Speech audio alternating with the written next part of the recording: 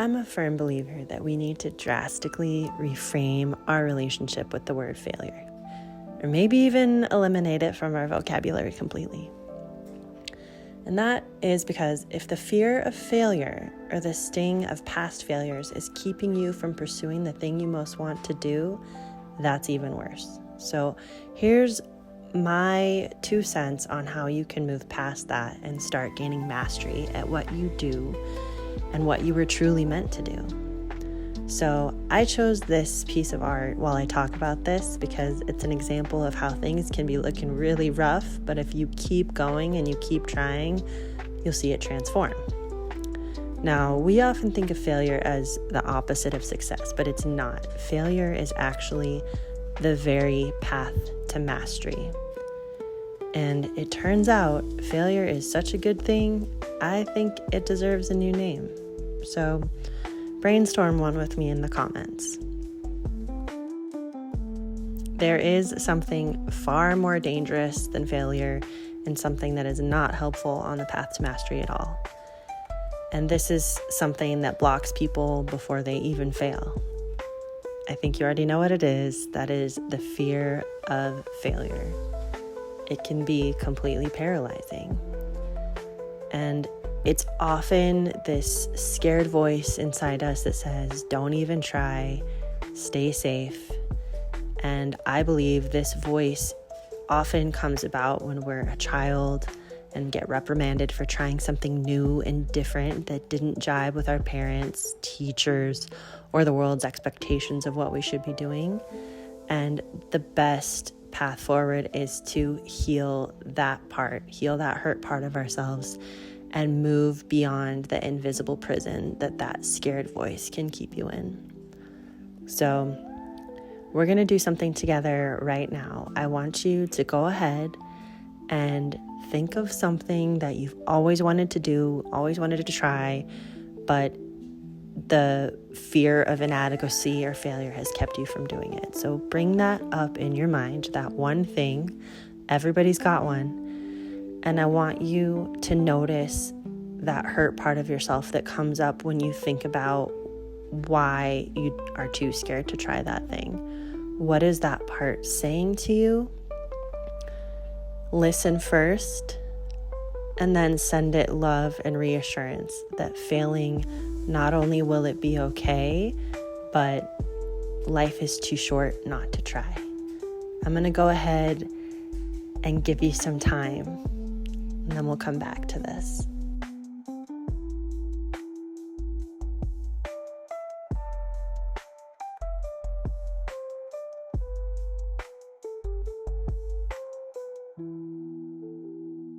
So if you've confronted that voice and sent it some love, then you're ready for step number 2, which is to actually try. Now, there's 2 types of failure.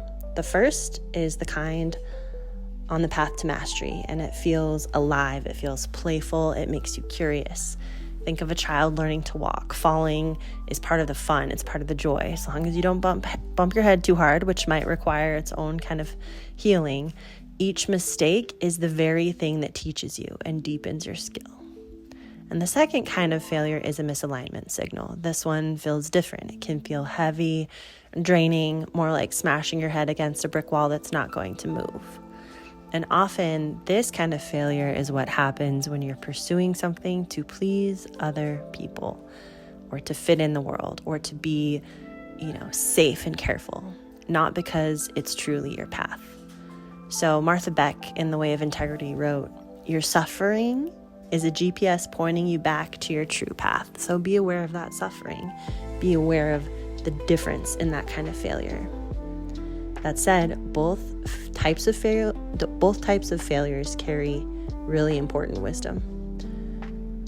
For example, J.K. Rowling said, "Rock bottom became the solid foundation on which I rebuilt my life." So if you're failing and failing and failing and have just hit this point where you don't like the way your life looks, that's an okay thing, because it's part of learning to find your way back to the path that is your joy, that is what you were meant to do. So sometimes failure shows you how to get better at what you love. Sometimes it's that guiding path in your passion. And then sometimes it shows you trying to climb the wrong mountain altogether. So my advice is please don't avoid failure. Study it, listen to it, let it guide you either on a path of mastery or on a path that's truly your own. Because if you're falling down in joy, you're in the right place. And if you're falling down in despair, be present with that despair and let it guide you to a different path. So either way, the invitation is simple. Try, fail again, fail better. And I think we need to rebrand the word precisely for this reason, so that we can start to associate joy with failure, joy with trying. And, just like in this video where I spilled the ink all over the garage floor, but it became something beautiful. And where I started with this piece of art that wasn't going anywhere that I liked, but I kept going and I kept using these experimentations and failures to kind of refine what I'm doing, to experiment with new techniques. I think I'll even keep going with this piece. But if I was afraid, if I just scrapped this and said, oh, it's not good enough for video, then I'd never get to share these ideas with you. So I not only think you should fail, I think you should go ahead and fail publicly. Because when you embrace your own failure and even celebrate it, you give the rest of the world permission to do the same. And together, that can help us grow.